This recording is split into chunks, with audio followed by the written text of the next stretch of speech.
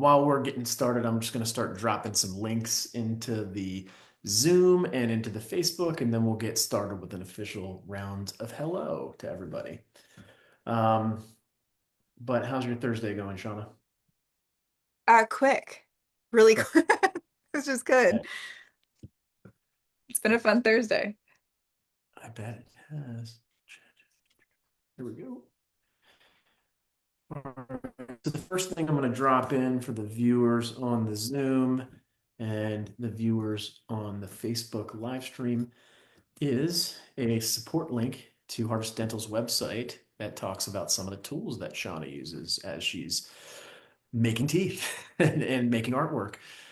So feel free to click into that. Anybody who's at home watching, if you want to track along with the demo today and see some of the tools that Shauna uses when she does her work. So anyway, back to formalities. I think I'll kick this thing off. So for the part of our new weekly series where we get together, the folks at Harvest Dental, we shoot the breeze a little bit. We talk about EasyGum, and who knows, we might cycle in some more products down the road. But for now, EasyGum is the priority for us because we think it's a big, big deal. And yeah, I'll get into the deck in a little bit and we'll start talking about the particulars. But this is going to be a three-part series that we just keep repeating as we're starting to popularize this content. I'm Joe Quattrone. I am the marketing lead at Harvest Dental, and I've got, let me see, I'll give you a quick 2-minute rundown of my career and who I am. And if you have any questions for me during the show, after the show, feel free to ping me, joe@harvestdental.com.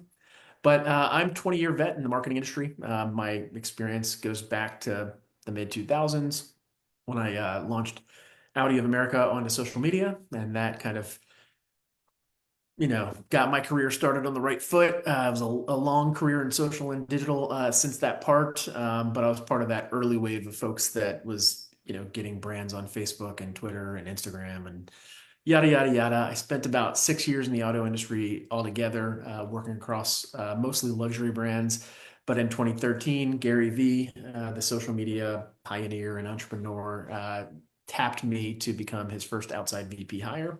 And I worked for him for 10 years across some of the biggest Fortune 50 brands that you can imagine, like AB InBev and GE and Mondelez and Comcast. Eventually, that got me placed out on the West Coast, where I ran with some other senior leaders the West Coast office of VaynerMedia. A couple of years later, found myself moving my family to Tennessee during the pandemic. And I've been operating out of Tennessee ever since. I've recently joined the Harvest team within the past 2 months. And this is my first foray into anything dental related. So pardon me if I'm still, you know, learning the insights and the tools of the trade. And I'm going to be coming at this from a novice perspective for a little while. So I might be asking Shauna some questions that are definitely for beginners. But that's my experience in a nutshell. Shauna, why don't we flip it over to you and you can start to talk about some of the tools that you use in your process. And once you're done with those tools, we'll go ahead and we'll pop open um, some more information for you guys that we've prepared on the back end. And then eventually we'll get into a demo. We'll do that for about 20 minutes today and then we'll do some Q&A. Sound good? Sounds good to me. Awesome. All So the floor right. is yours. Spotlight So I'm you going to show a now. couple of my There you tools, go. kind of like a review. Um, I use a disposable paintbrush. This is kind of one of the most important that I use, and it's with the bonding. The trick with the bond is to place it in a nice, even, thin coat across the prosthetic, um, and then going back in one more. But I like using the brush because I can place it and actually drag it across versus the little micro brushes tend to act like a sponge and pick it up and like put it back down, pick it up and put it back down. And it's a little harder to spread out evenly and quickly.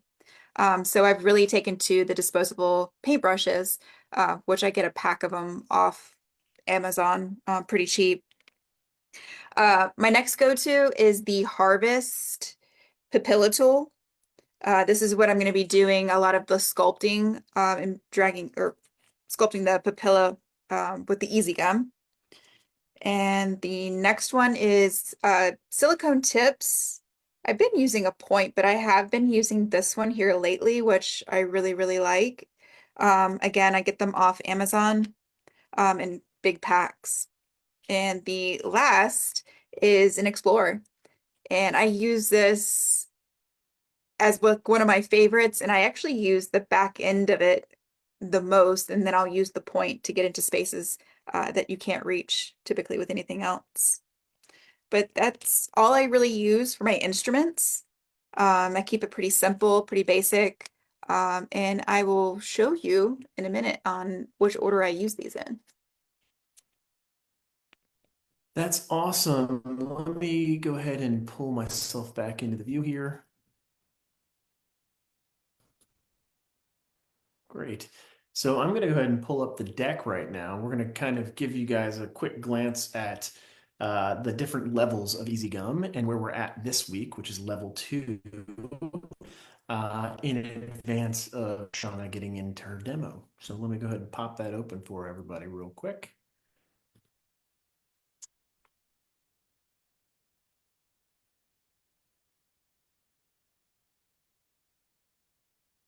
Right, and I'm going to go big screen so you don't see my time delayed version of Facebook on there. Boom, boom, boom. There we go. Presenter view.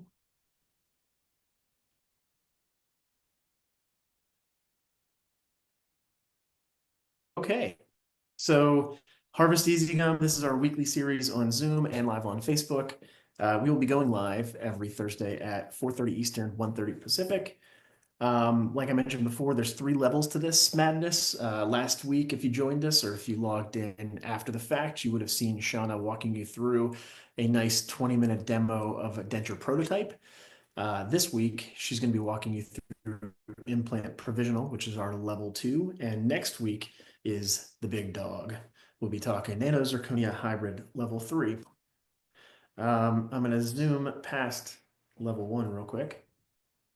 Pardon me for not having the jump cuts in there. And of course, my computer is acting up, but I'm going to go all the way to slide 38.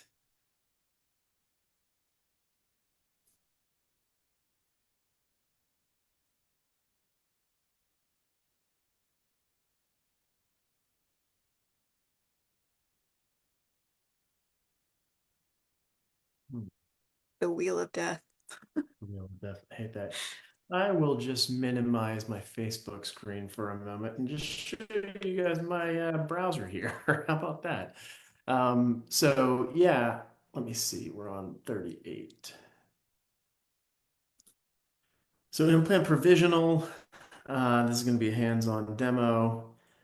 In a little bit, we'll walk you through the various different products that we have related to EasyGum. If you guys need help navigating our website and stuff like that.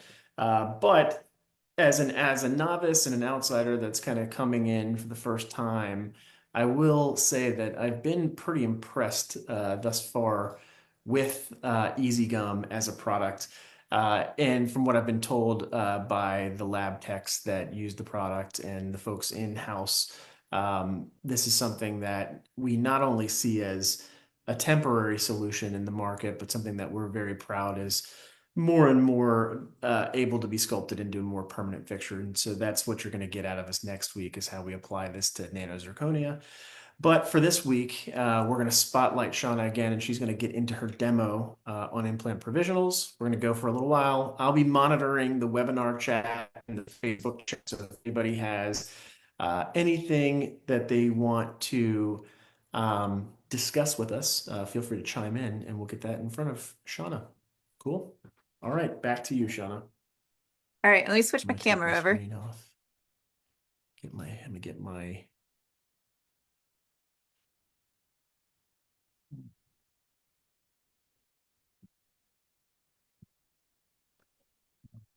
All right. So for today, I'm going to be using Harvest DCO. So this is a milled PMMA. This is probably one of my favorites. And for time's sake, I went ahead and prepped this, but I will talk through it. So the first thing you're going to want to do before you're going to be applying anything to it is you're going to be sandblasting the area that you're going to be putting the bonding and the EasyGum to. So we're going to sandblast all the way across. We're going to steam clean and we're going to dry. Once we're ready to bond, which I've already done, it's going to be 2 coats. I start from one side and finish on the other. I go back to the other side, and as I'm placing, I'm going to be pulling the bond into all of these areas, making sure that I get probably just a little bit down into the point in this embrasure right here. And I go all the way to the end. I'm going to lightly air dry and then cure with my handheld light. So this bond does require a handheld light, and it has a particular wavelength that is necessary, and that's between, it's 440 and 490 nanometers. And we can put that into the comments as well, the IFU for this. So 20 seconds per section. And my light typically covers about 2 teeth per section, and you're going to work your way all the way around. When this is done curing, and the way that you can tell that it's actually cured is by touching it, and it's not going to be sticky. So this will look wet and shiny, but as you're touching it, it should not be sticky whatsoever or tacky anywhere on it. If it is, you need to run back over it with your curing light as close as you can get again to get that texture. So I'm going to move on to the next step, which is going to be to place my intense modifiers. There's a various different colors. These 3 are typically my favorite colors, which is the plum, bright red, and dark violet. Plum is probably one color that I use on every single case thus far. So I'm just going to use 1, maybe just 2 on this go, just so we can keep it under a certain amount of time. But I'm going to show you the technique on how I place this. And I'm putting these modifiers underneath of the strip, so it's going to be shining through. The strips have a translucency to them and allows the color to pop through. It gives it kind of a natural look versus having to paint it on top of it. But I typically start by placing my dots.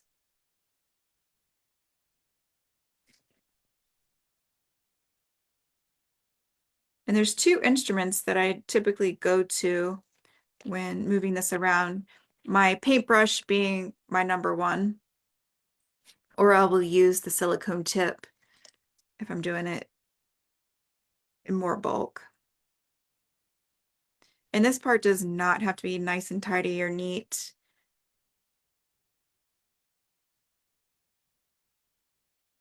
There we go.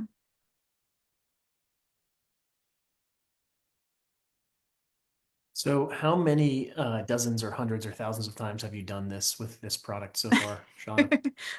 A lot, a ton. God, it feels like hundreds at this point. When you first So got started, were you nervous about, you know, having any slip ups or, having to go back to the drawing board, or is this a pretty intuitive product? no, I think it's pretty intuitive. I mean, I think I was more excited to kind of experiment with it and and see what I could really do. One of the things that really drew me to this product initially was I've used a lot of syringe composites, and one of my pet peeves is when I place the resin and feeling like I'm chasing it and it kind of slumps over. And as soon as I, place it or put the anatomy in it, I'm having to go back and redo it, and before I can get it all cured. The nice thing about EasyGum is when it's placed, it stays. I'll get to show you that in just a minute, but I also love how natural it is.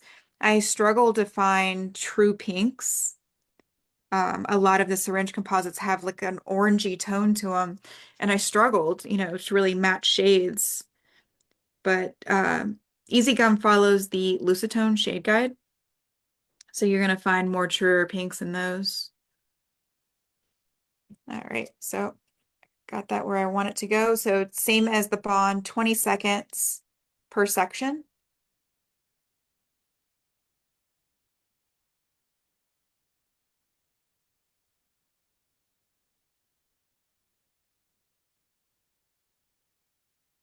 But yeah, but I mean, it's really kind of like it's called EasyGum, so it's really easy. It's a really easy product to train people on as well. I've kind of created a workflow that kind of resembles how I'm doing my ceramics. So it kind of crosses over, the shades cross over nicely. I'm able to do a lot of hybrids in one day. Before it would How take many me, yeah, how before it many would in take one me, day do you think you could get done if you were to just focus on this? it only takes me 15, 20 minutes tops to do this. At this point too, I could place more colors in here, which I typically will go in with the bright red or the dark violet, just to highlight and create some more shadows and some effects underneath of the strip. But I'm just going to stick to the one today and pull my strip out. And I always like to warm the strip up. It's always going to come out cold, kind of hard, but using your body temperature, especially in your fingers, just kind of like working it a little bit. You don't want to pinch it too hard because it'll, flatten it out. We want to keep the thickness even. But you'll start to feel it's a little bit more bendy, a little bit more pliable. And when it gets that way, you're going to peel off one side, leaving the other one on. And save your strips because anything left over, we can put back into the container.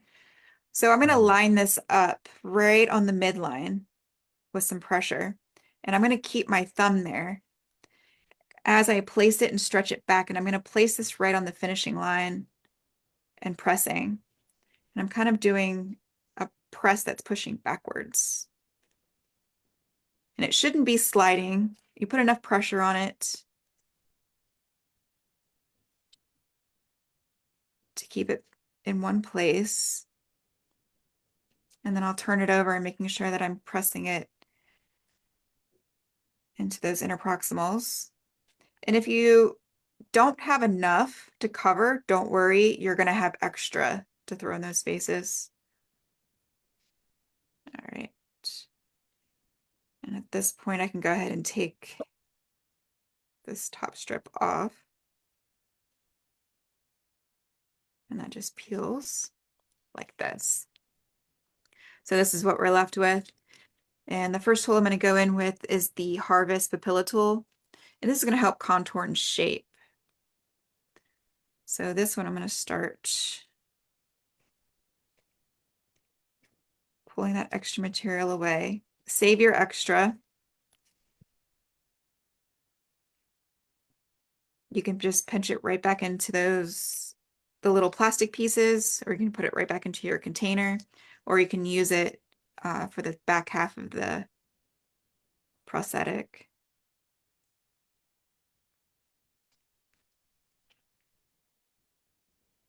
Now, the more you press on it, the more translucency you're going to get. The strips themselves are about 2 millimeters in thickness. And you're going to probably press in about half of that. So Yeah. when you're scraping some of the material off, are you saving Hmm. all of that material off to the side, or are you reusing that stuff as Yeah. well? Okay. So I'm saving it over here to the side, and I'm going to actually use a little bit of it for this back side and just kind of ball it up and press it into place. So if you ever get to a point where it's a little too thin, just break off a little piece, press it in. Gotcha. So you can, add or take away as much as you want until you cure it. And then from here, I'm going to jump in with my silicone tool. And I will dip it in a little bit of the bonding material or liquid, just so it'll slide across.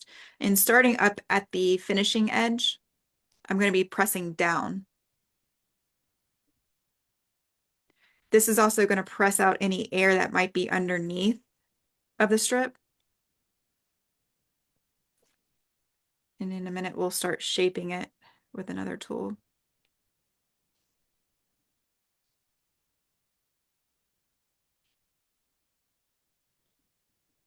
So I know we were talking before the show started, Yeah. and we talked how jarring it can be when you're in the wild and you see somebody wearing some of the teeth you've made. Have you seen people with EasyGum in the wild? I know it's such No, a new not tool. yet. I've seen, yeah, this is my Explorer. I'll just jump in and cut away a little bit. I have not seen my EasyGum. I mean, I've seen patients coming from an in-house lab situation where I was able to kind of firsthand speak to patients and see them if I needed to. But no, I've seen a lot of like crown and bridge work I've done, Mm. but it's actually kind of cool. So with this tip, I can use the edge of it to kind of roll up underneath the edge, push that papilla down.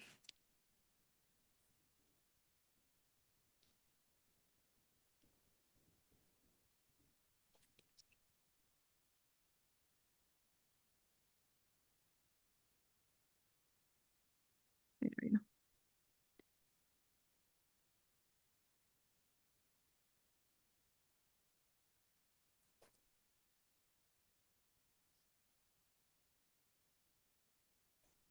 And I'll switch over to my Explorer. Using the sharp small point, I'm able to get into these little spaces.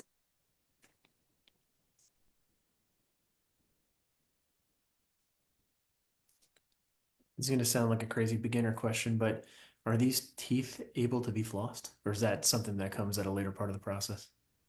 No, actually, these teeth, sorry, are all connected. So you Gotcha. won't be able to get any floss up in between them because it's But all one piece. you shouldn't Yeah. need to, though. Yeah, gotcha. But you still are going to have to brush. You definitely still have to brush, and water picks are great options for, patients in these. There we go. The other thing that I do, and I'll show you before we're done, is I don't like to glaze. I like to polish. And I don't like to glaze because of a couple of reasons. And one of them being that I feel like when we put glaze on these, it doesn't last. It's typically going to wear off.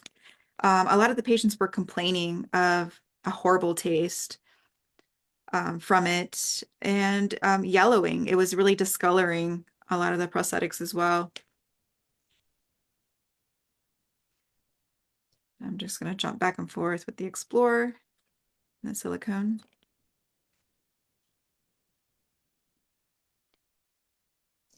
Isn't so I heard a lot when we were at Lab Day about the kind of industry standard of years past being ceramics. Is that more for finals, or is it true of provisionals as well?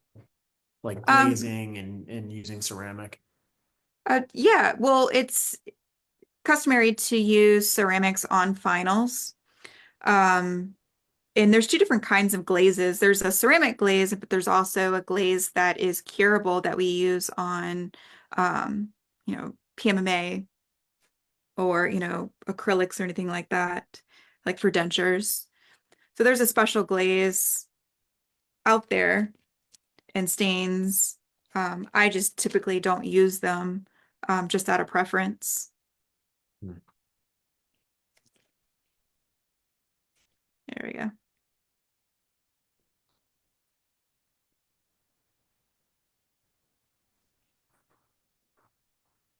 And then a little bit of a tip is the micro brushes I do actually use.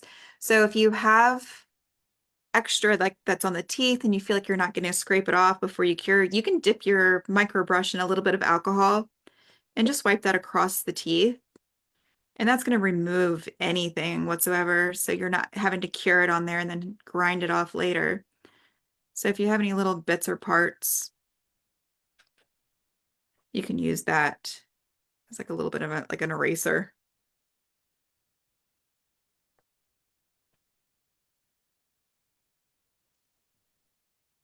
Looks beautiful. Well, why don't we do this? Why don't I pop back into the PowerPoint and walk us through some of the products we have as you Okay. finish up that one, and then we'll rejoin you with the teeth, and we'll do some Q&A if anybody has any questions after I get out of this document. Uh, really just wanted to take a moment to be able to share with everybody um, just a little bit more about Harvest products. Oh, okay. Yeah, so I'll be right back with, oh, it's not sharing the right thing again. Hold on. Still getting used to Zoom, everybody at home. Let's see here, there we are. So you might have seen Shauna talking about the various different colors we have and the fact that we use the Lucitone shade guide. But we essentially have these 6 colors available: original pink, dark reddish pink, light reddish pink, light pink, original pink, opaque, and dark reddish pink, opaque. Uh, Shauna, anything else you want to add about these colors before we go into more detail? No, I would say my most go-to shades so far are the original and the light reddish pink. But these Okay. also can be mixed together if you needed to customize. Yeah, we saw you talking a little bit about that. So they come with this flowable composite matching strip in shades for adjustment and repair. This retails at $59.95. EasyGum Intense Modifier available in 5 different shades.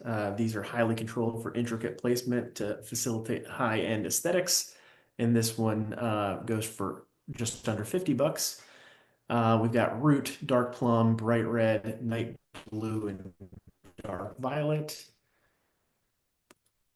We also have the Harvest Easy Gum Master Kit. This is the complete shade system. So this, you'll have your Easy Gum strips, you'll have your pink modifiers, and you'll have your intense modifiers. We also have the Easy Gum Trial Kit available for a hair under 180 bucks on our website. Easy Gum strips, 4 strips per package. This is a $60 4-pack. The Master Kit, which retails for about 900 bucks. That gets you 6 strip shades, 6 pink modifiers, 5 intense modifiers. We have our speed polish, which we didn't get into much here, but perhaps we'll get into that a little more next week when we're doing nano zirconia. And then just wanted to point you all to our Harvest Dental YouTube page. So in the near future, if you want to check out anything Harvest, we obviously put a lot of content here on Facebook, but we're also putting a lot of our content on YouTube, and we'd appreciate the subscribe if you have a moment. We're going to be focusing a lot more on YouTube in the near future.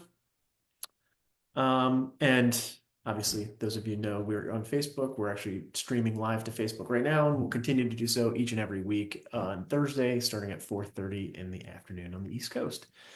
And so, Shauna, back over to you. I'm going to pull you back in here, and we will stop my share. There we go. And we've got it back on you. Let me pull up the Facebook live stream. 10-second delay, but I just want to check and make sure it switches back over. There we are. And it's spotlighted back on the teeth. Great. Yeah. So, So we're all cured. So this is finished. The next step we would have to do is just polish. So once this is cured, this resin's a little different. So there's no gels, there's no boxes. It is cured with the handheld light and it's instantly cured. So you can move right into polishing once you've completed that. The texture is hard, and you can check that with an Explorer. Shouldn't be able to scrape any of it or make any marks. That's when you can tell that it is cured. But there we go. Do we Well, have look, time to polish or? yeah, go ahead and polish. Okay, cool.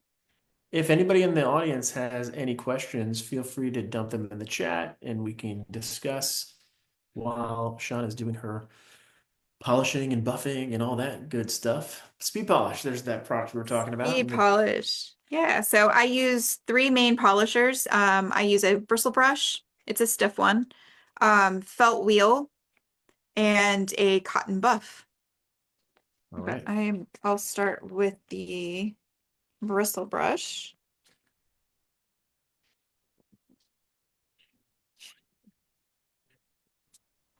And I'm going to use a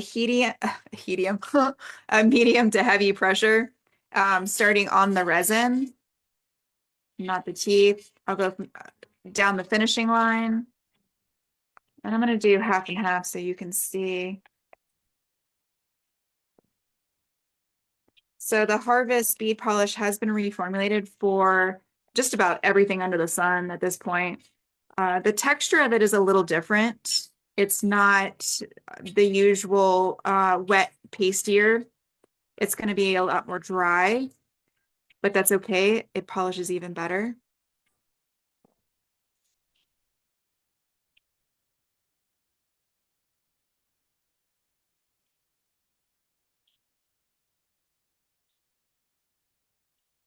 Next one I'm going to go to is the felt wheel. Still using a little bit of the speed polish.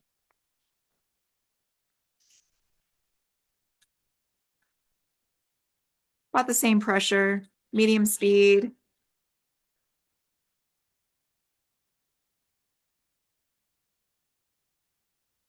This really acts like if you were to take it to the pumice wheel. I kind of started leaning a little more towards using this versus the pumice wheel. It's a little less aggressive.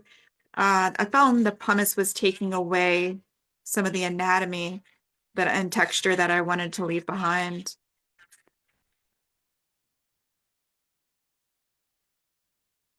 Really gonna blend that finishing line.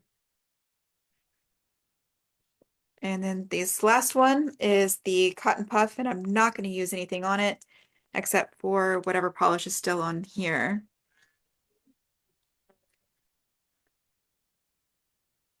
And now I will run it over the teeth. The DCL Harvest Milk PMMA, it polishes so pretty. And so that your options there in PMMA are milled or printed, and Yeah. you prefer working with the milled teeth. It depends on the scenario. The milled is going to be stronger. I'm going to use the milled for something a little bit more long term. Printed is going to be for quick try-ins, 2-3 weeks max, for like a quick test drive, bite checks. This is something that's going to be used a little longer, maybe if you're going through some treatment phases, or some healing.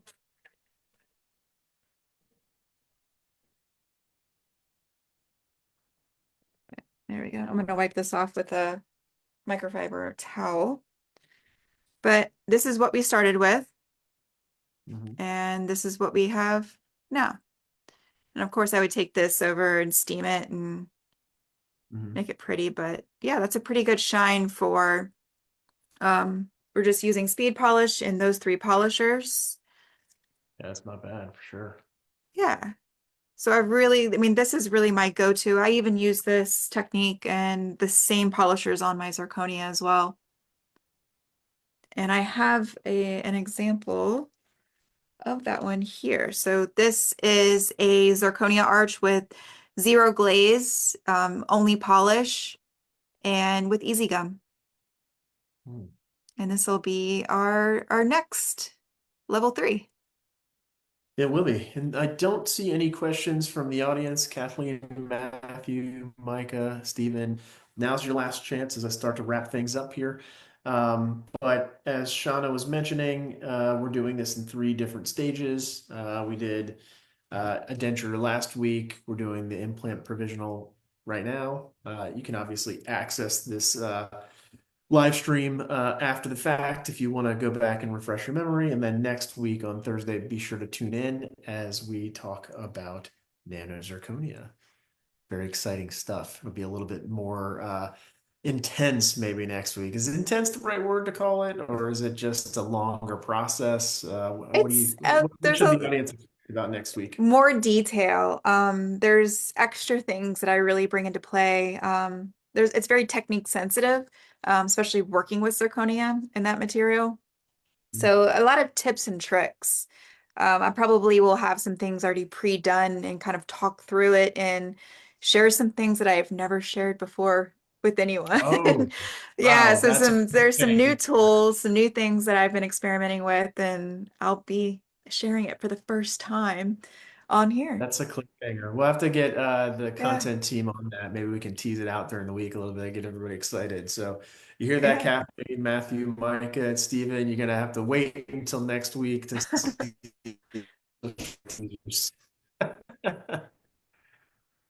All right, well, this has been real. I'm going to go ahead and end the webinar, end the live video. And again, if anybody has any questions and you didn't feel appropriate asking them here, feel free to hit me up, joe@harvestdental.com, throughout the course of the week. Feel free to ask me questions.